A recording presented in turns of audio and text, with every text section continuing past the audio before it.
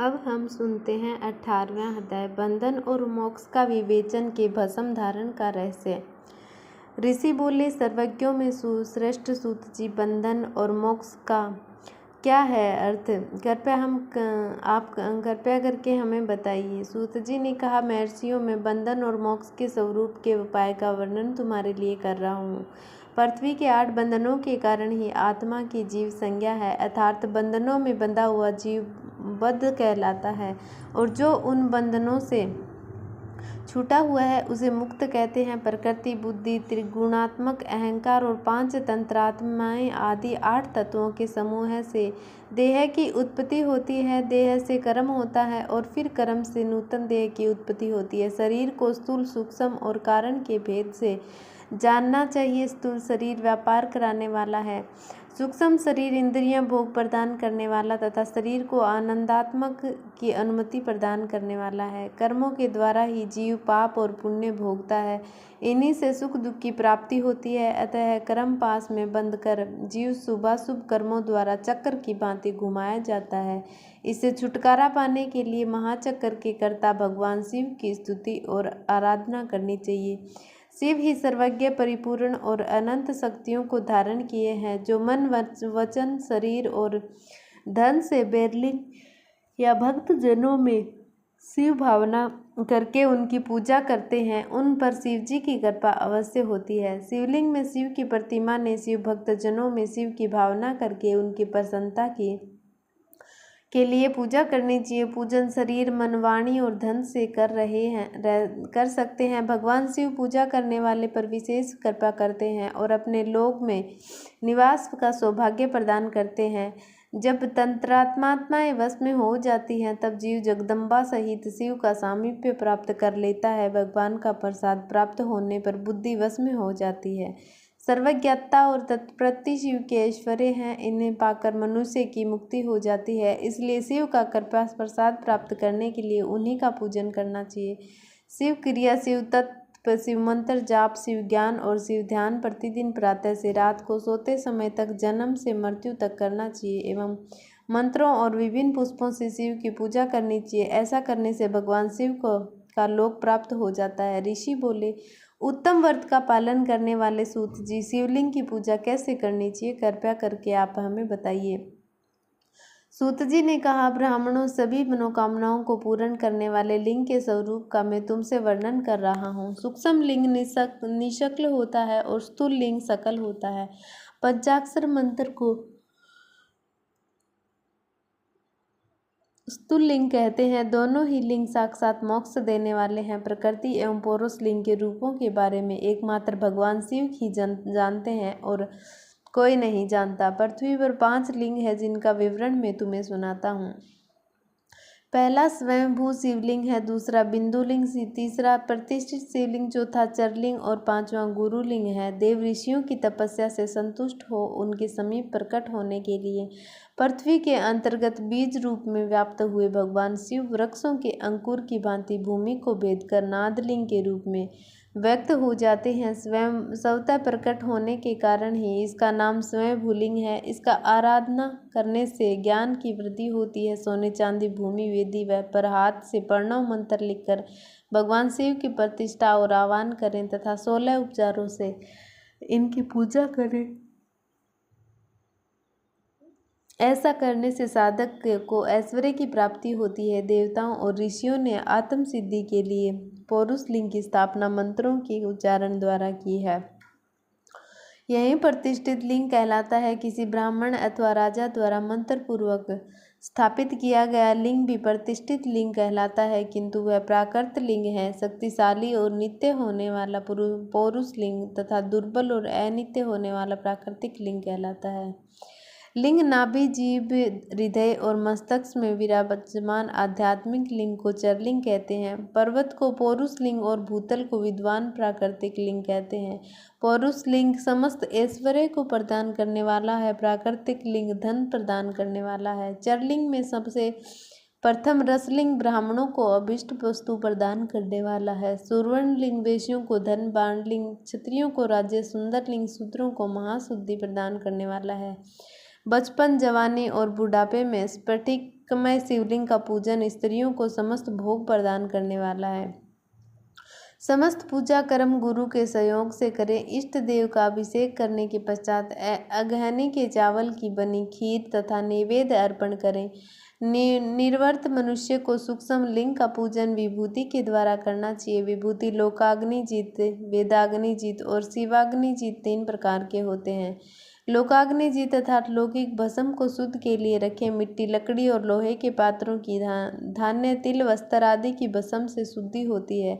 वेदों से जनित भस्म को वैदिक कर्मों के अंत में धारण करना चाहिए। मूर्तिधारी शिव का मंत्र पढ़कर बेल की लकड़ी जलाएं। कपिला गाय के गोबर तथा समी, पीपल, पलाश, बड़, अमलतास और बेर की लकड़ियों से अग्नि जलाएं। इसे शुद्ध भस्म माना जाता है। भगवान शिव ने अपने गले में विराजमान प्रपंच को जलाकर भस्म स्वरूप में से सार तत्व को ग्रहण किया है। उनके सारे अंग विभिन्न वस्तुओं के सार रूप हैं। भगवान शिव ने अपने माथे के तिलक में ब्रह्मा, विष्णु और रुद्र के सार तत्व को धारण किया है। सहजल भस्म को धारण करके शिव जी की पूजा करने से सारा फल मिलता है। शिव मंत्र से भस्म धारण कर श्रेष्ठ आश्रमी होता है। शिव की पूजा अर्चना करने वाले को अपवित्रता और सूतक नहीं लगता। गुरु शिष्य के राजस, तामस और तमोगुण का नाश कर शिव को बोध कराता है। ऐसे गुरु के हाथ में भस्म धारण करनी चाहिए। जन्म और मरण सब भगवान शिव ने ही बनाए हैं। जो इन्हें उनकी सेवा में ही अर्पित कर देता है वह बंधनों से मुक्त हो जाता है। स्थूल, सूक्ष्म और कारण को वश में कर लेने से मोक्ष प्राप्त होता है। जो शिव की पूजा में तत्पर हो, मौन रहे, सत्य तथा गुणों से युक्त हो, क्रिया जाप तप करता रहे, उसे दिव्य ऐश्वर्य की प्राप्ति होती है तथा ज्ञान का उदय होता है। शिव भक्त यथा योग्य क्रिया एवं अनुष्ठान करें तथा धन का उपयोग कर शिव स्थान में निवास करें। भगवान शिव के महात्म्य को सभी के सामने प्रचार करें। शिव मंत्र के रहस्य को उनके अलावा कोई नहीं जानता, इसलिए शिवलिंग का नित्य पूजा करें। अब आता है 19वां अध्याय, पूजा का भेद जानते हैं। ऋषि बोले, हे सूत जी, आप हम पर कृपा करके पार्थिव महेश्वर की महिमा का वर्णन जो आपने वेद व्यास जी से सुना है वो सुनाइए हमें। सूत जी बोले, हे ऋषियों, मैं भोग और मोक्ष देने वाली पार्थिव पूजा पद्धति का वर्णन कर रहा हूँ।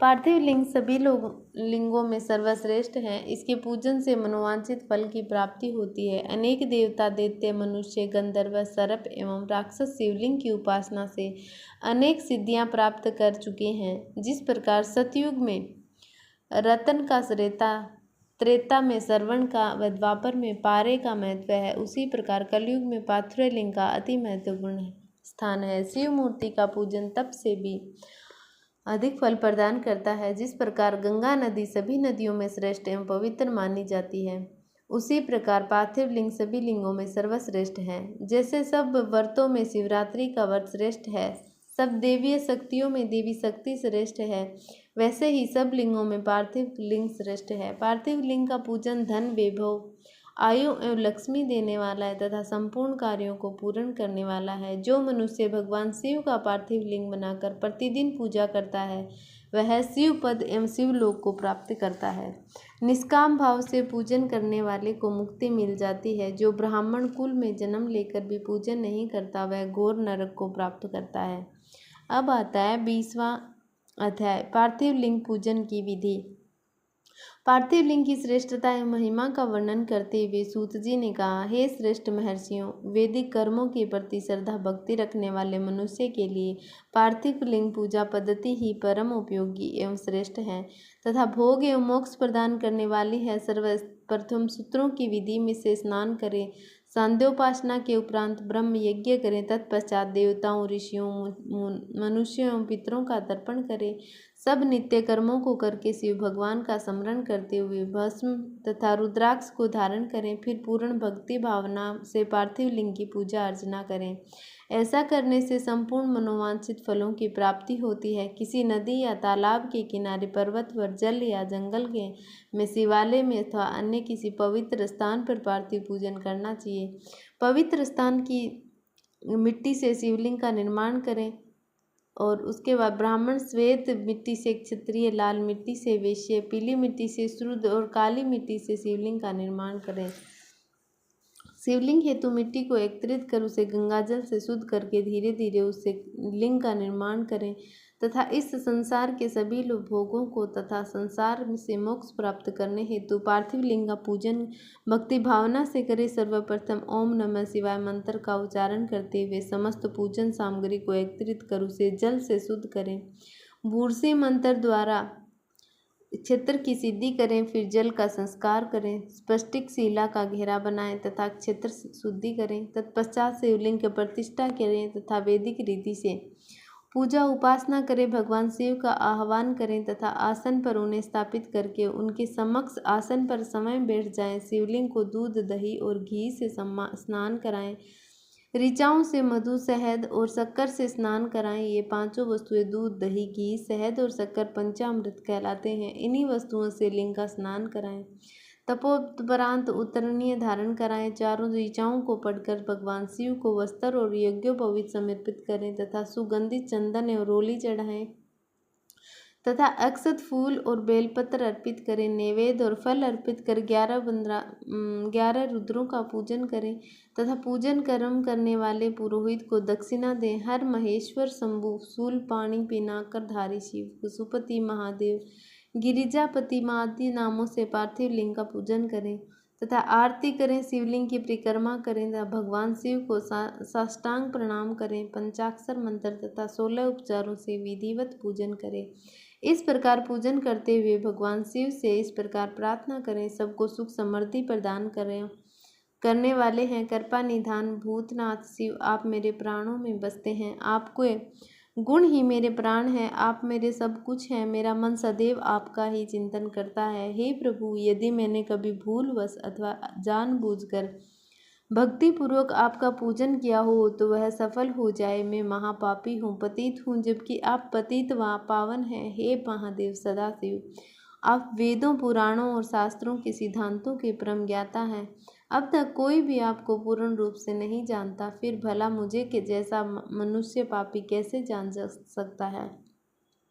हे मनुष्य, हे महेश्वर, मैं पूर्ण रूप से आपके अधीन हूँ। हे प्रभु, कृपा कर मुझ पर प्रसन्न होइए और मेरी रक्षा कीजिए। इस प्रकार प्रार्थना करने के बाद भगवान शिव को फूल अक्षत चढ़ाकर प्रणाम कर आदर पूर्वक विसर्जन करें। हे मुनियों, इस प्रकार की गई भगवान शिव की पूजा भोग और मोक्ष प्रदान करने वाली एवं भक्ति भाव बढ़ाने वाली